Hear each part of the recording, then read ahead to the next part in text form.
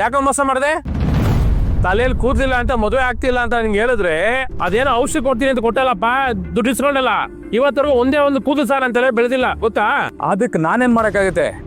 ನಾನು ಕೊಟ್ಟಿರೋ ಔಷಧಿನ mostly correct ಆಗಿ ತಗೊಂಡಿಲ್ಲ ಅನ್ಸುತ್ತೆ. ನೀ ಕೊಟ್ಟಿದ್ದ ಔಷಧಿ ತಗೊಳಗಿಂತ ಮುಂಚೆ ಇಲ್ಲಿ ಮುಂದ್ಗಡೆ ಒಂದ್ 4 ಕೂದಲಾದ್ರೂ ಇತ್ತು. ಆ ಔಷಧಿ ತಗೊಂಡಾಗಿಂದ ಇಲ್ಲಿ ಮುಂದೆ ಇದ್ದಿದ್ 4 ಕೂದಲು ಸಹ ಬಿದ್ದೋಗಿದೆ. ನಿನ್ ಸವಾಸನೆ ಬೇಡ. ನಾ ಇಸ್ಕೊಂಡಿದ್ದಲ್ಲಪ್ಪ 1 ಲಕ್ಷ ದುಡ್ಡು, ಅದನ್ನ ವಾಪಸ್ ಕೊಟ್ಬಿಡು ಫಸ್ಟ್. ಏಯ್, ನಿನ್ನ ಹತ್ರ ತಗೊಂಡಿರೋದು 1 ಲಕ್ಷ ರೂಪಾಯಿ ಕಾಸು. ಕೊಡ್ತೀನಿ ಹೋಗೋ. ಕೋಟ್ಯಾಧಿಪತಿ ಆಗ್ತಾ ಇದೀನಿ. ನಿಮ್ಮಂತ ಚಿಲ್ಲರೆ ಜನನ ಇನ್ಮೇಲೆ ಹತ್ರನೂ ಸೇರ್ಸಲ್ಲ. ಏನೋ ಇಷ್ಟೊಂದು ದಿಮಾಕಲ್ಲಿ ಮಾತಾಡ್ತೀಯಾ? ಮತ್ತೆ ಯಾರು ಟೋಪಿ ಆಗ್ತಾ ಇದೀಯಾ? ಅದೆಲ್ಲ ನಿನಗೆ ಯಾಕೋ? ನಿನ್ ದುಡ್ಡು ಬೇಕು ತಾನೆ? 2 ದಿನ ಬಿಟ್ಟು ಬಾ, ಹೋಗಲ್ಲ. ಬರ್ತೀನಿ. ಆಗ್ಲೂ ದುಡ್ಡು ಕೊಡ್ಲಿಲ್ಲ ಅಂದ್ರೆ ಪೊಲೀಸ್ ಕಂಪ್ಲೇಂಟ್ ಕೊಡ್ತೀನಿ. ಆಯ್ತು ಹೋಗೋ. ಪೊಲೀಸ್ ಎಲ್ಲ ಕಣೋ, ನನ್ನ ಯಾರು ಮುಟ್ಟಕ್ಕಾಗಲ್ಲ. ಹೋಗಲ್ಲ.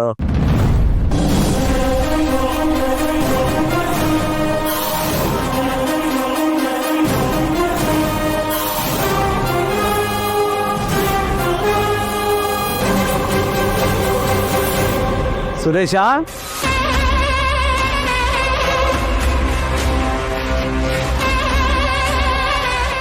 ಏನಪ್ಪ ನಿನ್ನ ಎಲ್ಲೆಲ್ಲಿ ಅಂತ ಹುಡುಕೋದು?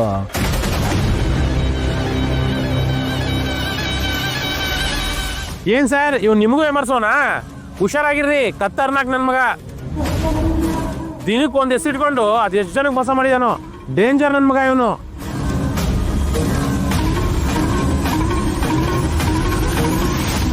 ಹೇಗಿದೆಯಪ್ಪ ಸುರೇಶ? ನಾನು ಸುರೇಶ ಅಲ್ಲ. ಮತ್ತೆ ಸತೀಶನ ನಾಗೇಶನ ಈ ತರ ಹೆಸರು ಬದಲಾಯಿಸ್ಕೊಂಡು ಎಷ್ಟು ಜನ ಮೋಸ ಮಾಡಿದ್ಯಾ? ನೀವ್ಯಾರು? ಇಲ್ಲಿಗೆ ಯಾಕೆ ಬಂದ್ರಿ? ಇನ್ನು ನಮ್ಮ ಅಕ್ಕನ ಮದ್ವೆನೇ ಆಗಿಲ್ಲ, ಅಷ್ಟು ಬೇಗ ನಾವ್ ಯಾರು ಅಂತ ಕೇಳ್ತಿದ್ಯಾ? ಯಾಕಣ್ಣ ಇಷ್ಟೊಂದು ಬೆವರ್ತಿದ್ಯಾ? ನಮ್ಮ ಅಕ್ಕನ ಮೋಸದಿಂದ ಮದ್ವೆ ಆಗಕ್ ಯಾಕೆ ಒಪ್ಕೊಂಡೆ? ಅನ್ಯಾಯವಾಗಿ ನಮ್ಮ ಅಕ್ಕನ ಜೀವನನ ಹಾಳು ಮಾಡಕ್ ಬಂದಿದ್ಯಲ್ವಾ? ಯಾಕೆ ಹೇಳು, ಯಾಕೆ ಈ ತರ ಮಾಡಿದ್ದು? ಯಾರು ನಿಂಗೆ ಹೇಳಿದ್ದು? ದೀಪು, ಇವನು ಹೀಗೆ ಹೇಳಿದ್ರೆ ಬಾಯಿ ಬಿಡಲ್ಲ. ಇವನು ಪೊಲೀಸ್ ಕಂಪ್ಲೇಂಟ್ ಕೊಟ್ರೆ ಅವ್ರು ಕೊಡೋ ಟ್ರೀಟ್ಮೆಂಟ್ಗೆ ಸತ್ಯಕ್ಕಾಗ್ತಾನೆ. ಹೌದು ಸರ್, ಆದ್ರೆ ಅದಕ್ಕೂ ಮುಂಚೆ ನಿಜವಾದ ಬಣ್ಣನ ಬಯಲ್ ಮಾಡಕ್ಕೆ ಒಂದು ಫೋಟೋ ತಗೊಳ್ಳಿ. ಕರೆಕ್ಟ್.